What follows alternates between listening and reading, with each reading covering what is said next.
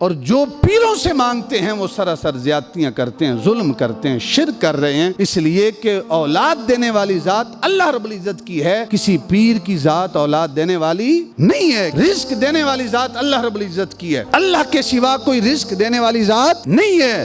یا بنیا لا تشرک باللہ، حقوق اللہ کی بات پہلے حضرت لقمان علیہ السلام نے کی ہے۔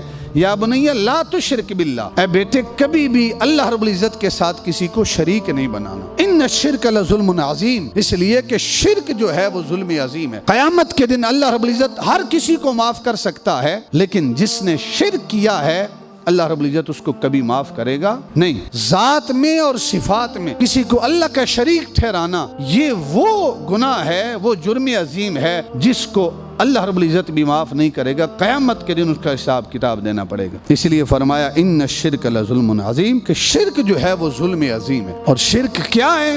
شرک یہ ہے کہ ہمیں اولاد دینے والی ذات اللہ رب العزت کی ہے، ہمیں رزق دینے والی ذات اللہ رب العزت کی ہے، ہمیں عزت اور ذلت دینے والی ذات اللہ رب العزت کی ہے، ہمیں معاشرے کے اندر عہدہ دینے والی ذات، عزتوں سے نوازنے والی ذات وہ اللہ رب العزت کی ہے۔ اور اگر ہم اللہ رب العزت کی بجائے کسی اور سے اولاد مانگتے پھریں، جو پیر ہے اس سے بھی اولاد مانگنا یہ بھی جائز نہیں ہے۔ یاد رکھیں اولاد صرف اللہ رب العزت کی ذات عطا کرتی ہے۔ ہاں پیر کے پاس آپ لازمی جائیں، لیکن پیر سے اولاد مانگنا یہ جائز نہیں ہے۔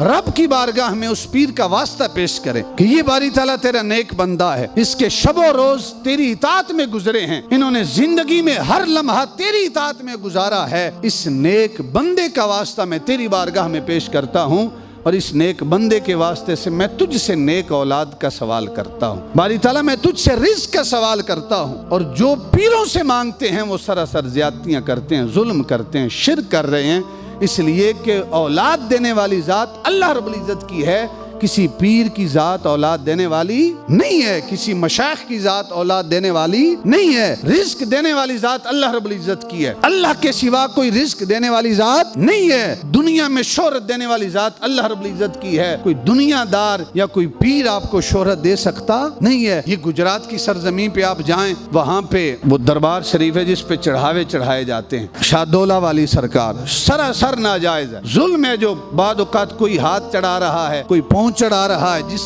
جس حصے میں درد ہوتا ہے وہ عضو چڑھا رہا ہے، کوئی جو ہے وہ پورا بت چڑھا رہا ہوتا ہے۔ اللہ کے نبی بتوں کو توڑنے کے لیے آئے تھے، اور یہ سراسر کاروبار ہے۔ وہ کیا ہوتا ہے کہ چاندی کے بت ہوتے ہیں، وہ دربار کے اوپر چڑھائے جاتے ہیں، مزار کے باقاعدہ ٹھیکے ہوتے ہیں، وہاں سے وہ باہر جو ہے وہ دکانوں کے اوپر پھر فروخت ہوتے ہیں، وہاں سے ہماری جانے والی جو عام عوام جو سادہ لو مزاج ہوتے ہیں وہ وہاں سے پھر پیسوں کے وہ خریدتے ہیں اور جا کے چڑھاتے ہیں۔ اب وہاں جائیں، وہاں قرآن خوانی کریں، سورہ فاتحہ پڑھیں، سورہ اخلاص پڑھیں، اور سورہ فاتحہ اور سورہ اخلاص پڑھ کے اللہ رب العزت کی بارگاہ میں اس کا ثواب جو ہے صاحب مزار کی روح کو پیش کریں، اور اس صاحب مزار کے واسطے سے رب کی بارگاہ میں دعا کریں، اللہ رب العزت تمہاری دعاؤں کو قبول کرے گا۔